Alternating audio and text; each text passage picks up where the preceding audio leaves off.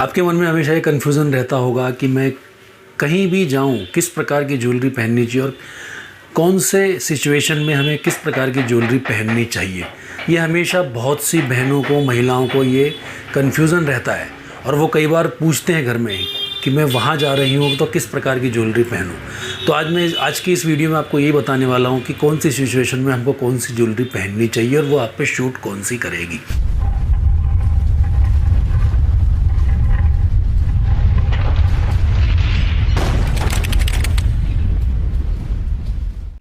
नमस्कार दोस्तों, मैं हूं राज कदम। हमारे यूट्यूब चैनल में आपका स्वागत है।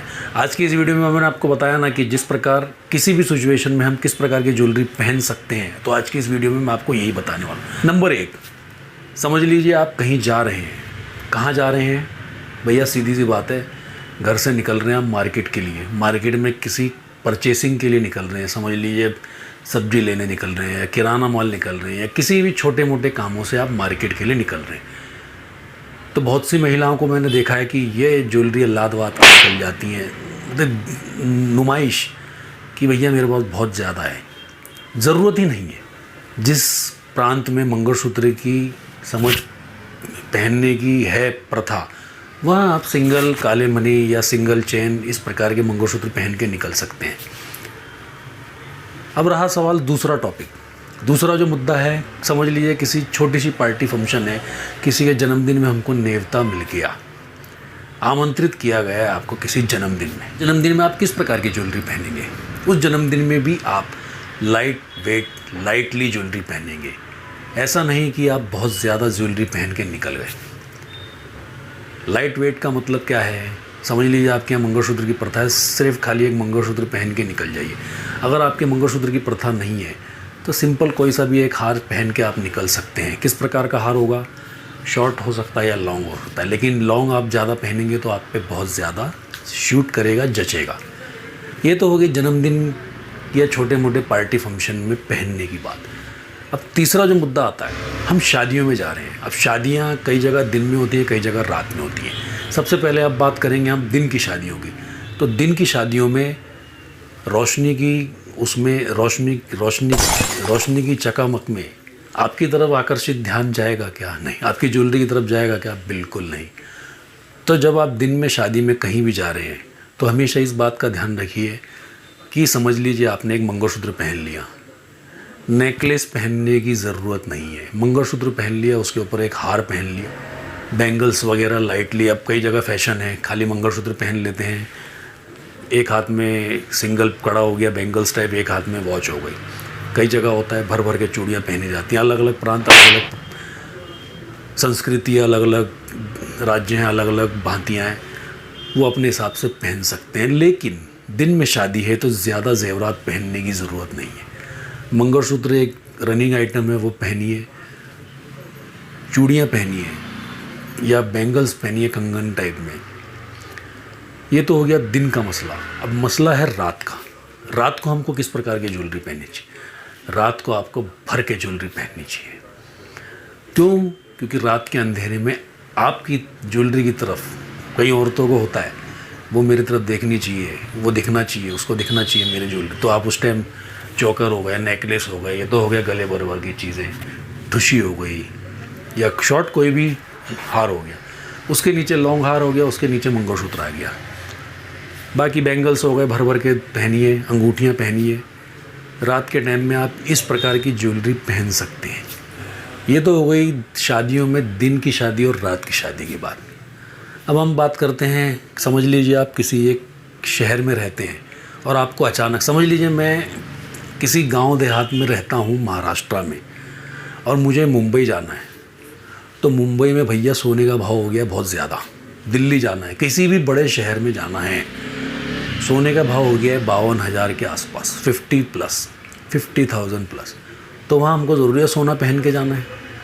तो भैया 100-150 रुपये का मंगलसूत्र ले लो, डायमंड पेंडिल वाला ले लो या वाटी वाला ले लो या पेंडिल वाला ले लो, सिंपल सा अपना चैन मंगलसूत्र पहनिए और निकल जाइए।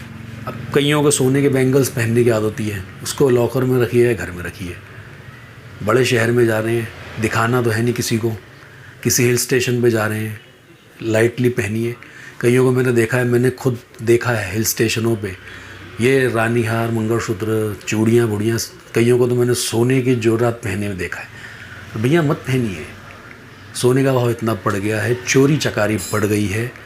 तो इसीलिए अगर आप लाइट चीज़ें पहनेंगे हिल स्टेशन में, आप किसी पार्टी फंक्शन में, तो ठीक है।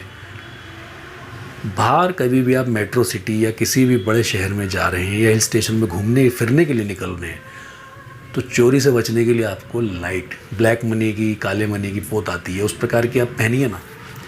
चोरी का ख़तरा नहीं। चोर कहेगा अरे यार ये तो नकली पहन के आई हो। पहली चीज़ तो ये हो। अब समझ लीजिए आप शादी नहीं है, बर्थडे नहीं है और रिसेप्शन है किसी का। अब रिसेप्शन ज़्यादातर नाइट में ही होते हैं। अब रिसेप्शन में जब भी पार्टी फंक्शन में जो होता है, शादियों के रिसेप्शन होते हैं, उसमें ज़्यादातर अगर एक दो प्रकार के होते हैं। एक तो जो होता है जहाँ पे जैसे भारतीय सभ्यता के हिसाब से किया जाता है, वहाँ पे आप जेवरात पहन के जा सकते हैं। अब समझ लीजिए अलग है, मतलब भारतीय संस्कृति से भी हटके है। वेस्टर्न लोग पहनते हैं, तो वेस्टर्न लोग में जेवरात पहनने की ज़रूरत ही नहीं है।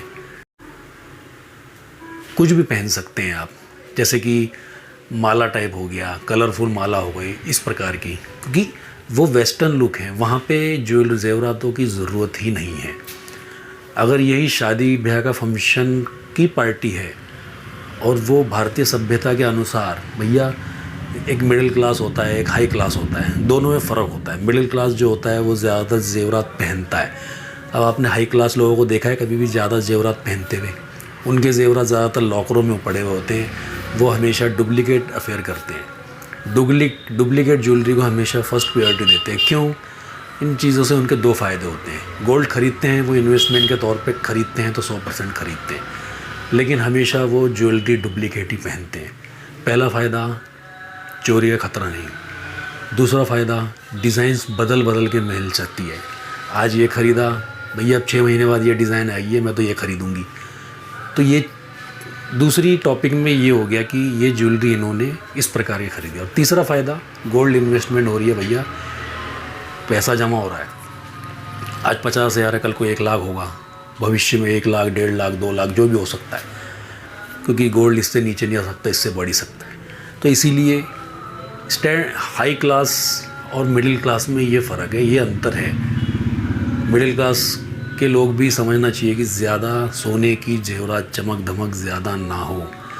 डुप्लीकेट ज्वेलरी खरीदिए, डुप्लीकेट ज्वेलरी का चोरी का खतरा नहीं है। सोना खरीदिए, आप सोना खरीदने से मना नहीं करते, सोना खरीदिए, इन्वेस्टमेंट के तौर पे अवश्य खरीदिए। जो मैंने आपको आज की बातें बताई हैं, कौन से फंक्शन में किस प्रकार की ज्वेलरी पहनी है, कौन से सिचुएशन में हमको किस प्रकार की ज्वेलरी पहननी चाहिए, अगर ये वीडियो अच्छा लगा हो तो ज़रूर चैनल को सब्सक्राइब कर दीजिए, बेल आइकन की घंटी ज़रूर दबाइए, जिससे कि 1 ग्राम से रिलेटेड या डुप्लीकेट ज्वेलरी से रिलेटेड या ज्वेलरी किस प्रकार की पहननी चाहिए हमें, या ज्वेलरी कैसे यूज़ करनी चाहिए, इस प्रकार के सारे जितने भी टॉपिक होते हैं उस पर मैं वीडियो बनाता रहता हूँ। जय हिंद, जय महाराष्ट्र।